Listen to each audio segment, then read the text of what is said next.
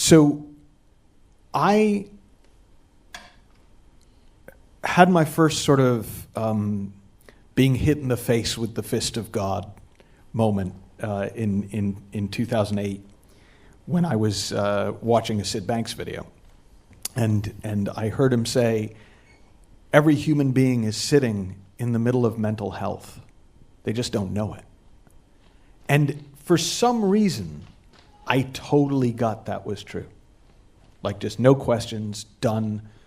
Everything I'd thought about how mental health worked went out the window. I was about to go on tour promoting a book I'd written about how to make yourself happy even though you were depressed. And that started to feel like a horrible idea. And so then I had that experience, but I didn't trust it. So I went back and I spent 4 days with Linda Pransky.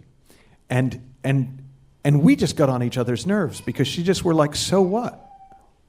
Like she just kept saying, well, so you get depressed. What's the big deal? And I was like, you don't understand. This is a big deal.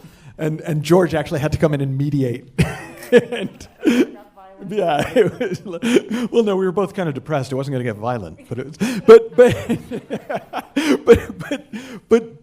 but I realized the one thing I did really see is I was making it into a huge deal and doing a lot of things to protect myself from it coming back. And I stopped doing that. That stopped making sense to me. And then I exhausted myself. So my theory on depression, for what it's worth, is depression is like a hairdryer that has most hairdryers have a function where if they overheat, they switch off and you can't turn them back on until the engine cools so they don't catch fire. Well, that's us. We have so much anxious thinking goes on that at a certain point the system just switches off and just goes, you need to chill out. And because we don't know that it's our own health doing that, we don't know that that's actually that movement towards health that we can see in the body but is harder sometimes to see in the mind. We fight it, and we keep trying to switch the hairdryer back on instead of just letting it cool.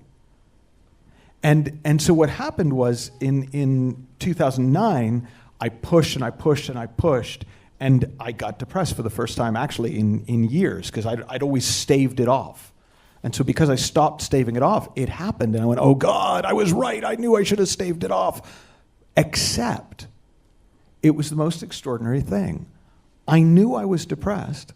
I could feel that sort of dead feeling that for me it always felt like kind of being underwater and all of the stuff. But it didn't matter. And it was this kind of surreal experience, and it went on for about 6 weeks, and then it just disappeared one day. Literally, I remember it was just like the middle of the day and it was gone and I was back. And I've never had it since. So what I know from my own experience is that when you don't mess with it, it's less messy. And because I wasn't scared of it, right? That's what Lotta was saying. You know, the thing about, you know, if the only thing people learned was not to be afraid of their own experience, that alone would change the world. That was the first time I was ever depressed without being scared of being depressed. And it just took care of itself.